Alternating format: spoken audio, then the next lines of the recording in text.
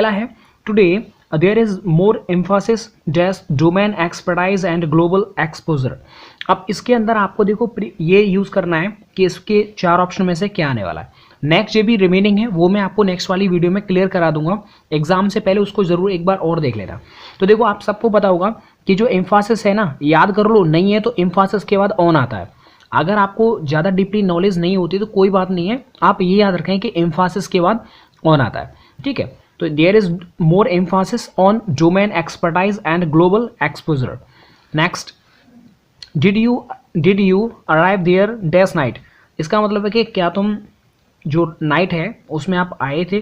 तो यहाँ पर आप पूछ रहा है वो, और यहाँ पर सबसे बड़ी बात है कि आप ये देखा करो जब भी कभी आपको अगर ये खालिस्तान दे रखा है तो आप ये देखा करें कि उससे पहले या फिर उसके बाद जो वर्ड दे रखा है कहीं उससे तो कोई क्लियर नहीं है। जैसे आपने देखा होगा एम्फासिस के बाद यहाँ पर ऑन आया तो वो एम्फासिस के ऊपर डिपेंडेड है। अब इसमें अगर आप देखें तो इसमें देखो नाइट की बात की जा रही है, यानी कि टाइम की बात की जा रही है। और आपने सबको पता होगा कि जब भी कभी टाइम की बात होती है, अगर यहाँ पर घड़ी का भी टाइम होता ना, अगर ये होता है जैसे 2 o'clock, तो घड़ी के लिए हम ये भी टाइम है ना, तो 2 o'clock के लिए क्या लगाते हैं हम, 8 लगाते हैं। तो सेम यहाँ पर भी वो नाइट है, टाइम की बात कर रहा है, यानी कि इसमें प्रीपोजिशन क्या आ जाएगी, 8। इस तरह से आप आराम से उसे क्लियर कर सकते हैं। नेक्स्ट देखिए, we will supply the goods dash receipt of your order.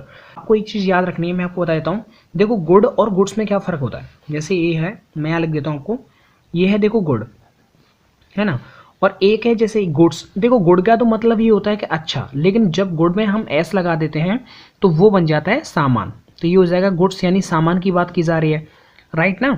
तो ये हो जाएगा। अब यहाँ पर रिसिप्ट यानी रिसिप्ट, अब यहाँ पर रिसिप्ट ऑफ योर ऑर्डर, तो यहाँ पर क्या हो जाएगा, ऑन, राइट ना। यानी we will supply the goods on receipt of your order. Next देखिए, let's decide dash the date dash the next meeting. अब यहाँ पर इनमें से यूज़ करना है, 2 अलग अलग यूजेस करने हैं आपको, इनमें से कौन सा आएगा तो पहले उसका मीनिंग देखा करें, उसके बाद ही क्लियर हो पाएगा। अब इसमें क्या है कि लेट्स डिसाइड द डेट। अब यहाँ पर क्या है, द डेट, यानी कि इसमें से ऑप्शन हमारा डी वाला हो जाएगा, बिल्कुल फिट हो जाएगा। यानी let's decide on the date for the next meet या फिर मीटिंग आप लिख सकते हैं। तो हमारा 4th ऑप्शन यानी ऑप्शन नंबर डी एग्जैक्ट इसमें फिट हो जाएगा। इनको आपको ज़्यादा से ज़्यादा प्रैक्टिस करने के बाद आपको ये अच्छा फील करेंगे। जब आप ज़्यादा से ज़्यादा एग्जाम पेपर्स की तैयारी करेंगे तो ये बहुत नॉर्मल हो जाता है, क्योंकि वो आपके रिदम में हो जाता है कि उसमें आपको क्या लगाना है। नेक्स्ट देखिए, I am giving mom and dad dash Christmas present that I will send through dash mail. अब इसके अंदर आपने देखा होगा कि यहाँ पर ये क्या कर रहा है, क्रिसमस प्रेजेंट कर रहा है ना। प्रेजेंट का मतलब होता है तोहफा। अब यहाँ पर क्रिसमस का जो तोहफा है वो उसके बारे में बात की जा रही है, यानी कि उसने किया कि मैं अपनी मॉम एंड डैड को एक क्रिसमस का तोहफा दे रहा हूँ, that I will send through, जिसे मैं मेल के द्वारा भेजूंगा। तो यहाँ पर क्या हो जाएगा, एक दे रहा हूँ, तो ए और मेल की बात हो रही है, यानी पर्टिकुलर की बात हो रही है जिसके माध्यम से वो भेज रहा है। तो ये हो जाएगा ए दा, यानी कि हमारा ऑप्शन हो जाएगा इसमें ए, ठीक है। इस तरह से आप इसे एक बार ध्यान से देख लिया करो। नेक्स्ट है, she is dash expert in vocational and communication skills management for dash BPO sector. अब देखो यहाँ पर क्या है, आर्टिकल का यूज़ किया जा रहा है। अच्छा देखो, एग्जाम पेपर से पहले आर्टिकल मैंने दे रखा है, आप प्लेलिस्ट में जाइए, वहाँ से आर्टिकल के चैप्टर जो मैंने बताया सिर्फ 5 मिनट का है, उसे देख करके जाएंगे तो इसमें से कोई गलती नहीं होगी। अब ये क्या लिख रहा है, देखो एक्सपर्ट लिख रहा है ना, एन आएगा, तो ये हो जाएगा आपका she is an expert in vocational and communication skills management for dash BPO sector. अब बीपीओ से अपने कॉल सेंटर्स वगैरह देखे होंगे, तो उसकी बात की जा रही है। तो यहाँ पर क्या हो जाएगा, इसमें हो जाएगा एन और इसमें हो जाएगा द, तो ये हो जाएगा हमारा ऑप्शन बिल्कुल सही हो जाएगा सी, यानी an and the. This book is dash interesting. अब इसमें आपको लगाना है कि क्या आने वाला है। अब यहाँ पर आप देख सकते हैं कि this book is very interesting. जो भी आप ऑप्शन को सेलेक्ट कर रहे हैं वो देख लीजिए उसका मतलब निकल रहा है या नहीं निकल रहा है। देखो ठू आ सकता है, नहीं आ सकता, क्योंकि ठू तो बिल्कुल नहीं आ सकता ना। यहाँ पर मच नहीं आ सकता, सिंपली नहीं आ सकता। तो इसमें एग्जैक्ट जो बैठ रहा है वो वेरी है, तो वेरी इसका आंसर हो जाएगा। Next, when our original plan failed we had to think of something to do.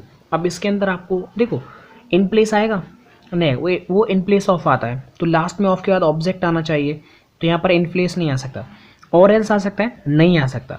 Instead, बिल्कुल इंस्टेड ही आएगा। अदरवाइज ये नहीं, क्योंकि यहाँ पर सूट नहीं हो रहा है।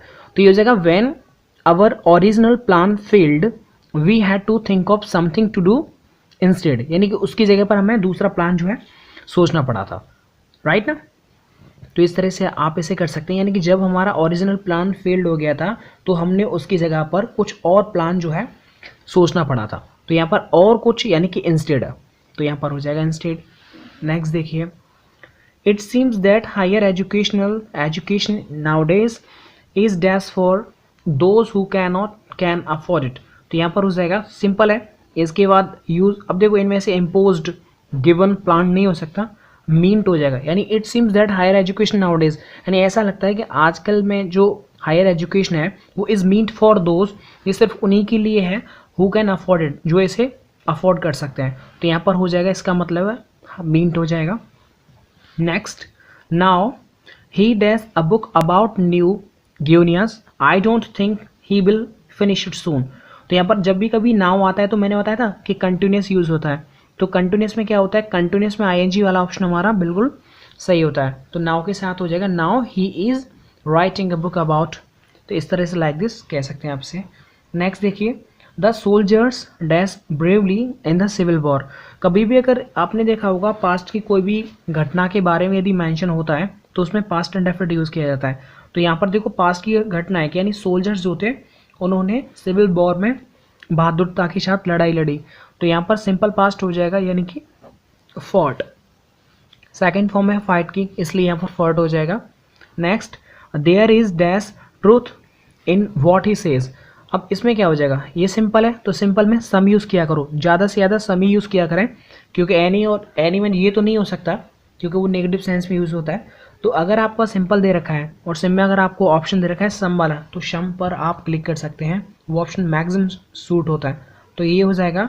और उसका फिर आप मीनिंग भी देख लिया करो कि there is some truth in what he says, यानी यार जो वो कहता है ना उसमें कुछ ना कुछ तो सच है। तो यहाँ हो जाएगा, there is our prices are subject to. देखो इसको आप याद रखो, सब्जेक्ट के बाद टू आता है, तो यहाँ हो जाएगा टू, यानी our prices are subjected to heavy discount. ठीक है, सब्जेक्टेड टू मार्केट, इस तरह से आपने कभी अगर सुना हो तो आपने देखा होगा सब्जेक्टेड के बाद हमेशा टू आता है, तो प्रीपोजिशन क्या हो जाएगा, subject to. Next, a man who is dash is sure to succeed, यानी ऐसा व्यक्ति जो अपनी सफलता में बिल्कुल श्योर है कि अब के ना आरबीआई में मैं बिल्कुल अपना सीट पक्का करूँगा। तो यहाँ पर अगर वो श्योर है अपनी सक्सीड सफलता के लिए, तो ऐसी जगह को बोलते हैं इंडस्ट्रियस। क्या बोलते हैं, इंडस्ट्रियस। उस व्यक्ति को बोलते हैं जो इंसान अपनी सफलता में पूर्ण विश्वास और श्योर होता है कि इस बार सिलेक्शन मेरा पक्का है, अब मुझे आगे कहीं भागने की ज़रूरत नहीं है, तो हो जाएगा इंडस्ट्रियस।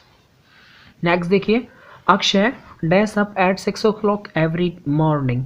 यदि आपको देखो रेगुलरिटी की कभी भी अगर बात की जाए तो रेगुलरिटी में हमेशा जो यूज़ होता है वो प्रेजेंट इंडेफिनिट यूज़ होता है, इसलिए यहाँ पर हो जाएगा गेट्स हो जाएगा। क्लियर है, तो इस तरह से आप इसको याद रखिए। नेक्स्ट देखिए, it has been raining dash 3 hours। अब इसमें आप हमेशा याद रखें कि कभी भी अगर हैज़ बीन, हैव बीन और आईएनजी यदि आता है तो उसके बाद जो यूज़ होता है ना टाइम के लिए, वो सिंस फॉर यूज़ होता है। तो मैंने आपको बहुत अच्छी तरह से टेंस के पार्ट 3 में मैंने आपको बताया था कि सिंस फॉर से रिलेटेड क्वेश्चन पूछे जाते हैं एग्जाम पेपर में, तो उसके लिए उस वीडियो को तुम देख लेना एक बार। आप हमेशा याद रखो यदि यहाँ पर डिजिट आती है तो वो डिजिट आए ना तो पक्का उसमें फॉर ही लगता है, क्योंकि यार एक बात सोचो, ऐसा नहीं लग रहा है फॉर यानी फोर की बात कर रहा है, ये भी तो फोर, ये फोर है और ये फोर है, फ़र्क थोड़ा सा साउंड का है बट थोड़ा सा मैच कर रहा है ना।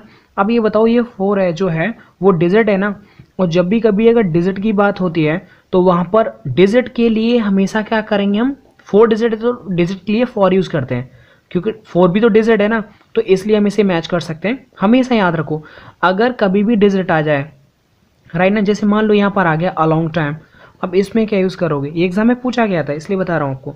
अब आप सोचेंगे सर इसमें तो कोई डिजिट नहीं आ रहा, लेकिन देखो ए जो है ना, ए का मतलब क्या होता है, एक का मतलब एक, अब ये डिजिट है ना, तो ऐसे केस में हम क्या यूज़ करेंगे, फॉर यूज़ कर देंगे, फॉर अ लॉन्ग टाइम। और दूसरी बात, एक बात और ध्यान रखें, देखो मैं बता देता हूँ कि जो क्वेश्चन टैग का वीडियो मैंने अपलोड किया है उसको फटाफट से एक बार देख लो, रिवाइज मार दो जल्दी से। और जो टेंसेस के मैंने 3 पार्ट दिए, आई थिंक 7 या 8 मिनट का है वीडियो से वो, तो 3 पार्ट्स हैं, उनको फटाफट से रिवाइज मार दो। यदि टाइम मिलता है सिर्फ इतना करके जाओ बट उसे अच्छी तरह से कर लेना, एग्जाम डेफिनेटली आप बहुत अच्छा कर पाएंगे, ये मेरा विश्वास है। और एग्जाम हो जाए तो डेफिनेटली मुझे जरूर बताना। थैंक यू सो मच मदद करने के लिए, आप सबका बहुत बहुत शुक्रिया। जो भी रिमेनिंग है मुझे लग रहा है कि अभी मैं फटाफट उसके लिए आपके नोट्स अपडेट कर देता हूँ, उनको आप ज़रूर देख करके जाइए, आपका बहुत अच्छा एग्जाम होगा, I hope. Thank you so much.